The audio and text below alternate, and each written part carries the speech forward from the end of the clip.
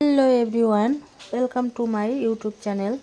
আজকে আমি মাছ দিয়ে পেঁপের পাতলা ঝোল বানাবো, তাই তোমাদের কাছে শেয়ার করতে চলে এলাম। প্রথমে আমি পেঁপেগুলোকে টুকরো টুকরো করে কেটে তারপরে সিদ্ধ বসিয়ে দিয়েছি 10 মিনিটের জন্য। 10 মিনিট পর হাফ সিদ্ধ হয়ে গেলে আমি পেঁপেগুলোকে নামিয়ে নিব। তারপর এদিকে কড়াইয়ে তেল গরম করতে দিয়েছি, তারপরে মাছগুলো আমি এক এক করে ভেজে নিব।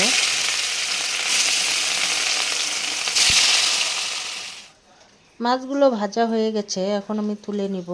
তারপরে ওই কড়াইয়ের মধ্যে আমি পেঁপেগুলো দিয়ে দিব। পেঁপেগুলো দিয়ে একবারে ঝোলের জন্য পানি দিয়ে দিব।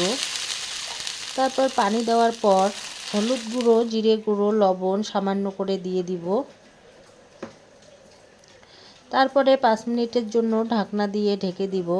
5 মিনিট পর ঢাকনাটা খুলে দেখে নিব পেঁপেগুলো সিদ্ধ হয়ে গেছে কিনা। পেঁপেগুলো ভালোভাবে সিদ্ধ হয়ে গেছে, এখন আমি নামিয়ে নিব। তারপরে ফোড়ন দেওয়ার জন্য আমি তেল দিয়ে দিব কড়াইয়ের মধ্যে। তেল গরম হয়ে গেলে 5 ফোড়ন, শুকনো লঙ্কা একসঙ্গে দিয়ে ভাজা ভাজা হয়ে আসলে তারপরে আদা বাটা, মরিচ বাটা একসঙ্গে দিয়ে 2 মিনিট কষিয়ে নিব। ভালো করে কষিয়ে নেওয়ার পর তারপরে আমি পেঁপেগুলো দিয়ে দিব।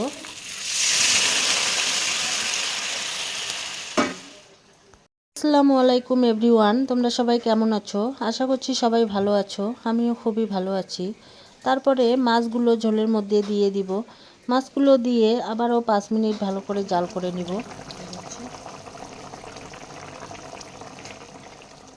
পাতলা পেঁপে দিয়ে মাছের ঝোল রেডি। তোমরা কে কীভাবে খাও অবশ্যই কমেন্টে জানিও। আল্লাহ হাফেজ।